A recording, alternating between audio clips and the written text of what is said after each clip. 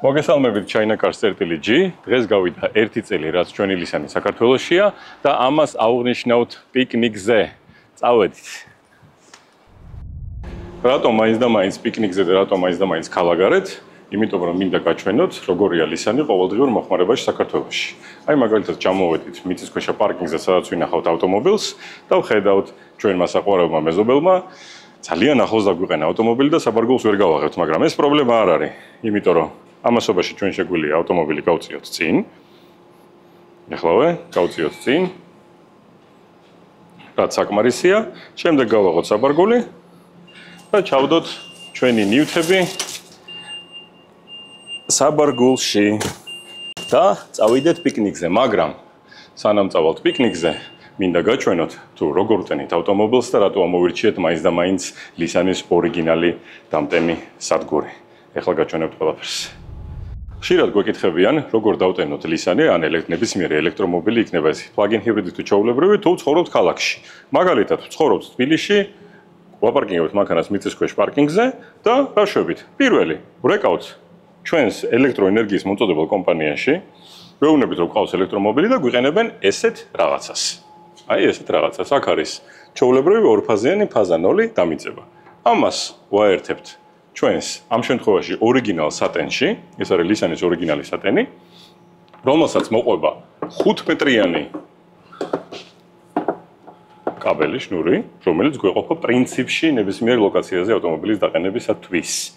და ვიღებთ ეგრეთ წოდებულ პისტოლეტს და მინდა გითხრათ, რატომ ორიგინალი დამტენი ლისანის, ამ შემთხვევაში ლისანს ვტენით ლისანის დამტენით და არა რამე უნივერსალური დამტენი, მიუხედავად იმისა, რომ მიახლოებით ერთი და იგივე ფასერის. იმიტომ რომ ყველაზე ძალიან მოსახერხებელი სიტუაცია. ვაჭერთ ღილაკს, გაიღო დამტენი პორტი და ვაერთებთ, როგორც ხედავთ, აქ გვაქვს ორი პორტი. ქუჩაში სწრაფის დამტენის და ეს სახლის დამტენად. ვაერთებთ სახლის დასატენს, ხოლო ამ პორტზე მოგიყვებით ცოტათი მოგვიანებით და ეხლა ავტომობილს ბოლომდე არ დავტენით. არ დავტენით, იმიტომ რომ გვინდა გაჩვენოთ კიდე მისი ალტერნატიული გზები, როგორ შეიძლება და სად შეიძლება დავტენოთ მანქანა უკვე ქალაქში. აბა, წავედით.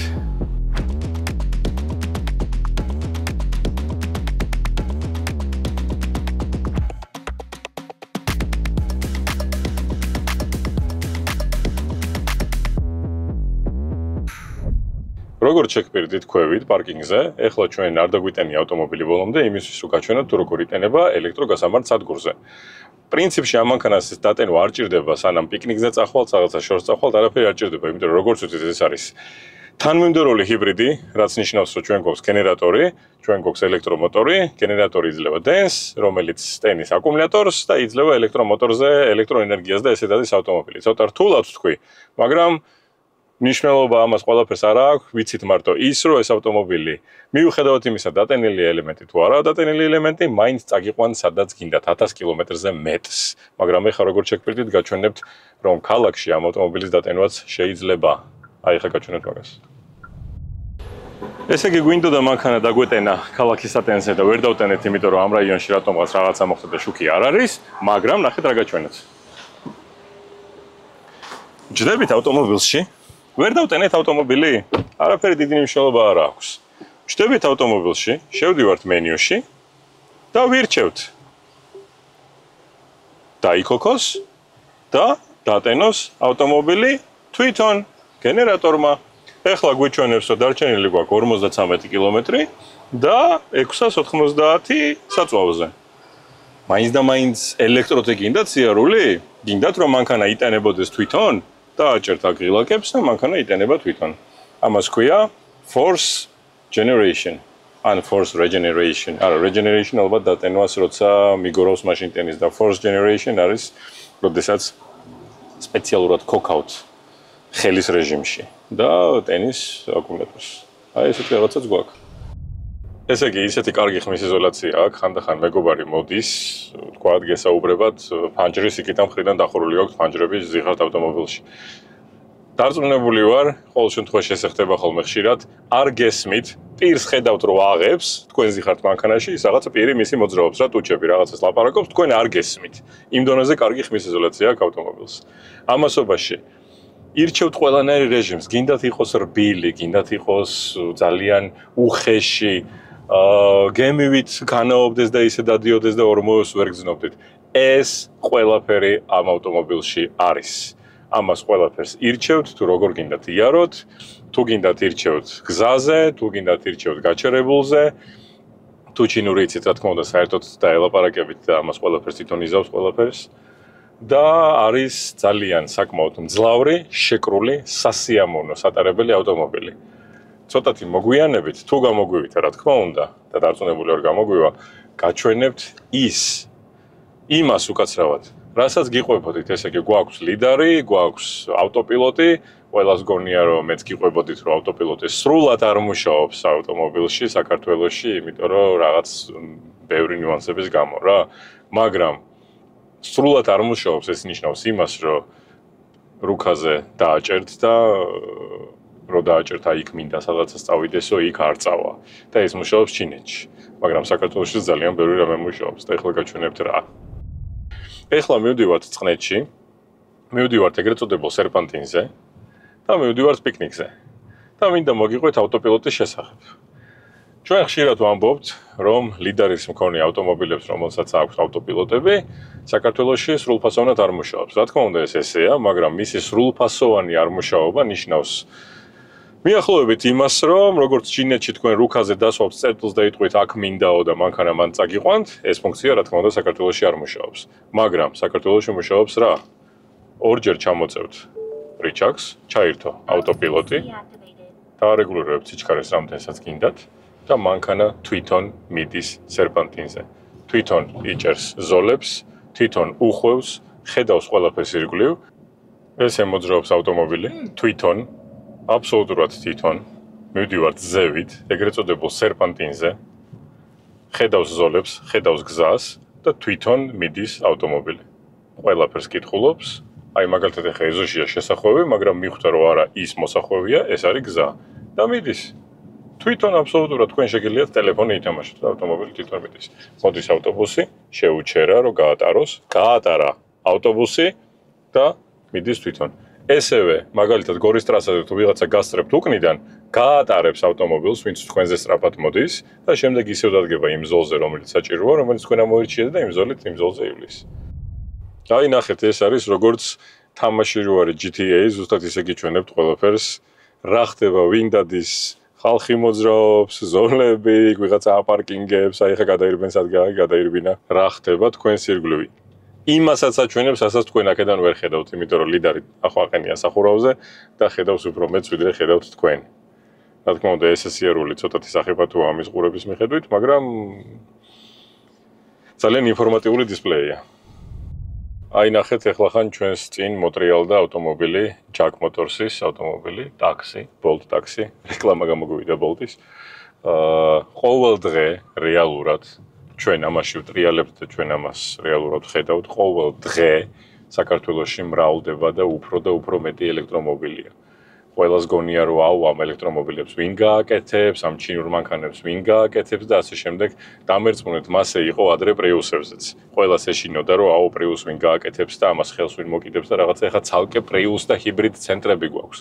დამერწმუნეთ, ჩემი აზრით, უახლოეს მომავალში იმდენი სერვის ცენტრი გაიხსნება, ყველა გააკეთებს ამ ავტომობილებს, ვიცით, ძალიან დიდი რაოდენობით ავტომობილები მოდის საქართველოში და ამას ყველაფერს სჭირდება მომსახურება. ვინც ეხლა იფიქრებს თავის თავით, ტვინით და გახსნის ისეთ სერვისს და მოიყვანს ნასწავლ ხალხს, ვისაც შეეძლება ამ ყველაფრის გაკეთება და რემონტი, ის აშკარად მოიგებს. ესე ხდებოდა, ესე მოხდება, ყოველთვის ესე იყო რა. ესეა მოკლედ.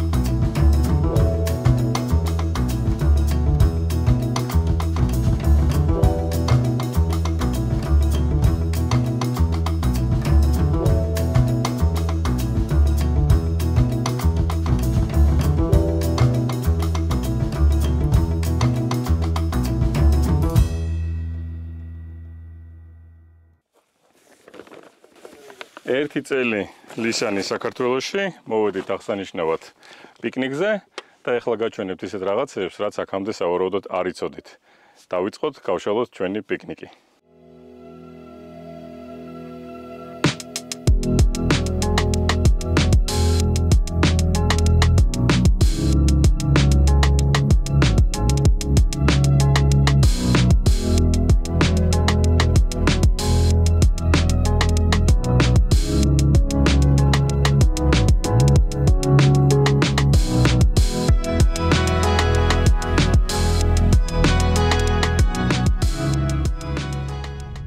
საერთოდ როცა ამოვდივართ პიკნიკზე, რა მოაქვს ხალხს?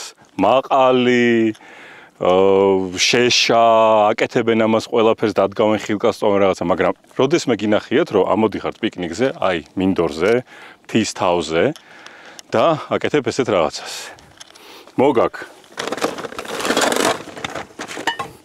ყავის აპარატი. მოგიყვართ, ბევრს გიყვართ, ხო ყავა? ჩვეულებრივი შესაერთებელი შტეპსელი აქვს, სადღაც შევერთო, ხო? მოგაქვს. აი ეს არის მოწყობილობა, რომელიც დევს საბარგულში სპეციალურ ადგილას, რომელსაც აერთებთ მანქანაში. აი აქ.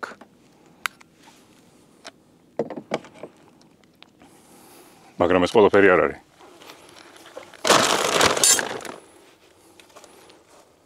შეერთებთ დამაგრძელებელს და ჩართავთ ყავის მანქანას. მიუხედავად იმისა, ლისანში არის თუ არა დატენილი აკუმულატორი, თქვენ მაინც შეძლებთ ელექტროენერგიის მიღებას 3.5 კილოვატს, რომც დაждდეს ელემენტი დაქოქავს გენერატორს და მოგცემს დენს. ეხლა ეს ყველაფერი გავაკეთოთ და გაჩვენოთ როგორ მუშაობს.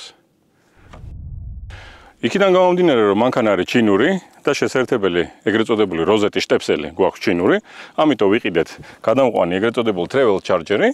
დავამაგრეთ ჩვენ travel charger-ი ჩვენს მანქანის გადამყვანზე. მეც ამას ყველაფერს პირველად ვაკეთებ, ამიტომ ეხა გამოვცადოთ ყველამ ერთად.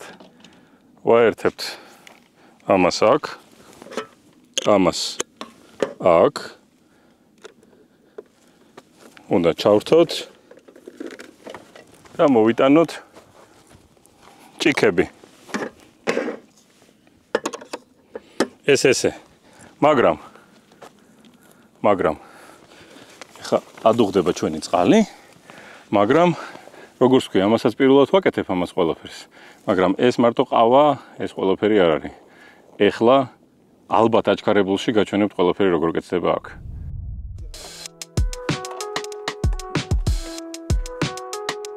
ესეც დავისვენოთ. მოვსვათ გემრიელი ყავა. განვაგრძოთ? ეხლა კი ჩვენ დავიწყებთ რაღაცის მომზადებას. ქვაბი უნდა ჩავრთოთ, მაგრამ გაითვალისწინეთ, აქ არის მარტო 3.5 კილოვატი.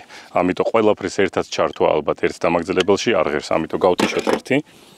შევაერთოთ მეორე. ჩავრთოთ.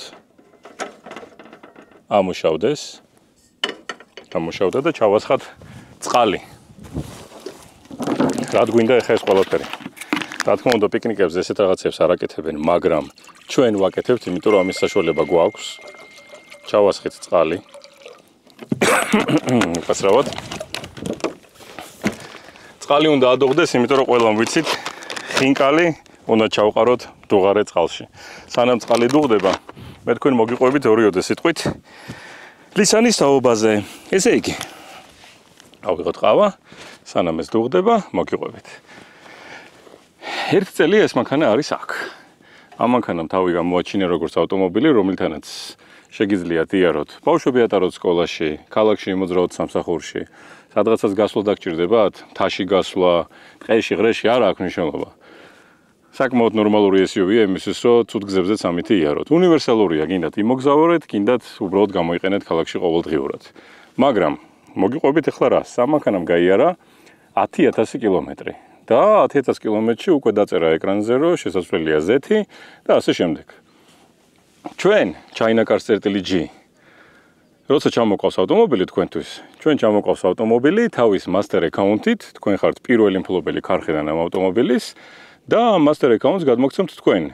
რისთვის არის ეს master account-ი ჩვენ შემთხვევაში საჭირო? მაგალითად, შეუცვალეთ ზეთები, შეუცვალეთ ფილტრები, ყველაფერი და აღმოჩნდა, რომ ეკრანზე წერია, რომ უნდა ეგრეთ წოდებული დაზბროსოთ.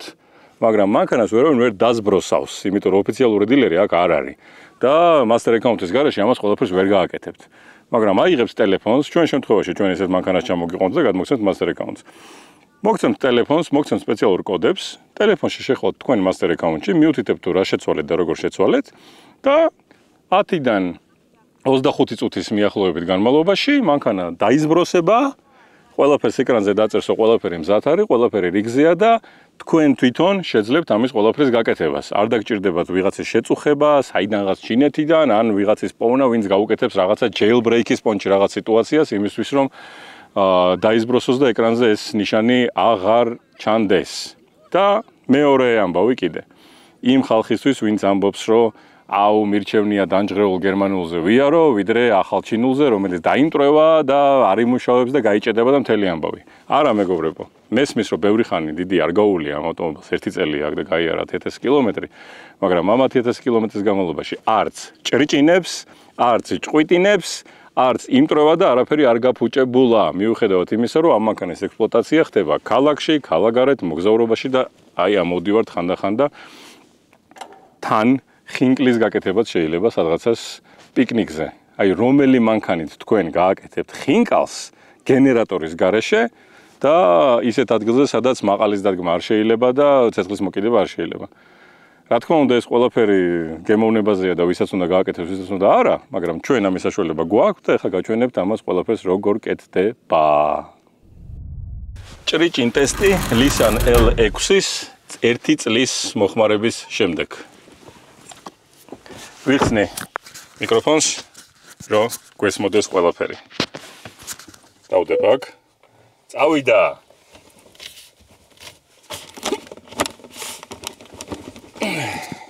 კიდევ რა.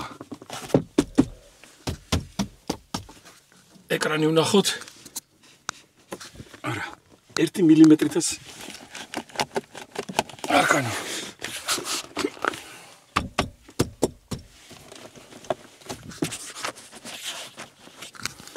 რავი, აბა, რას დავაჭირო კიდე იმისთვის, რომ იმასკნას. ხილაკებთან. რავი. არა, არ ჭრიჭინებს. გაიარა ჭრიჭინ ტესტი.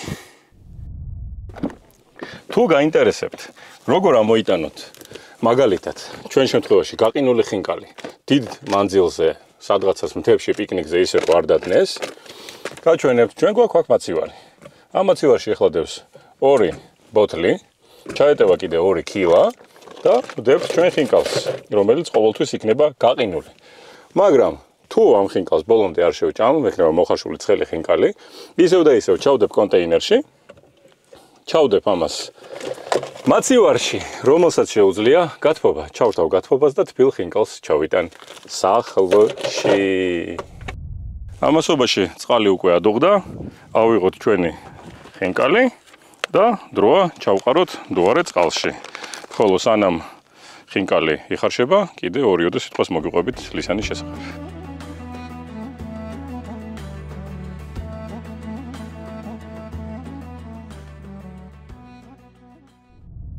სანამ ჩვენი ხინკალი იხარშება, ავიღოთ ყავა და როგორც შეგპირდით, მოგიყვებით კიდევ ცოტას ლისანის შესახებ.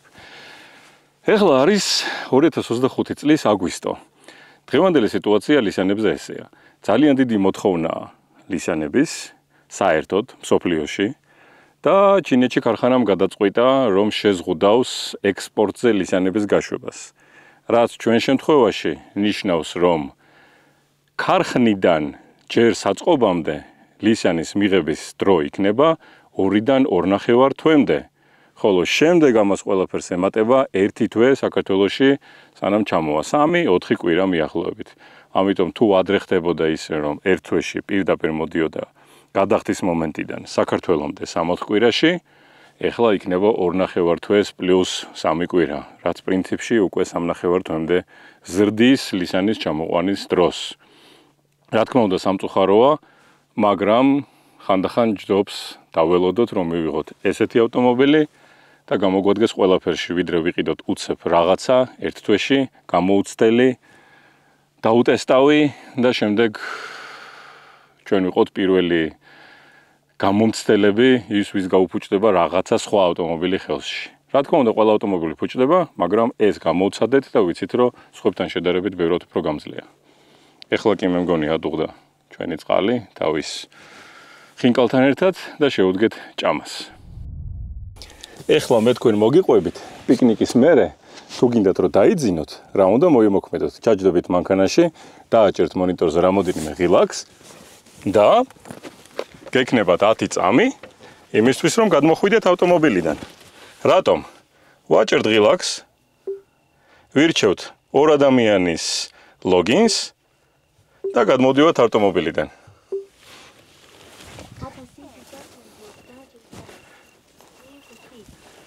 10 წამი გვაქვს რომ დავტოვოთ.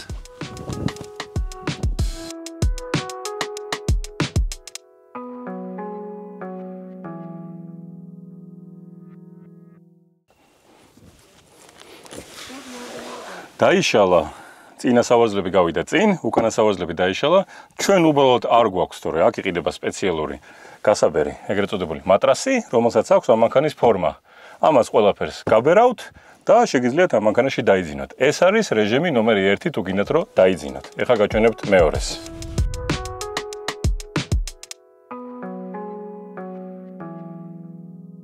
მეორე რეჟიმი დასვენების არაპირებთ დარჩენას ღამე პიკნიკზე, მაგრამ უცებ გინდათ რაღაც იმუშაოთ. გაიშლება წინა სავარძელი, წამოგორდებით ესე თქვენთვის გემრიელად. თუ შეიძლება ნოუთბუქი. თუ შეიძლება ყავა.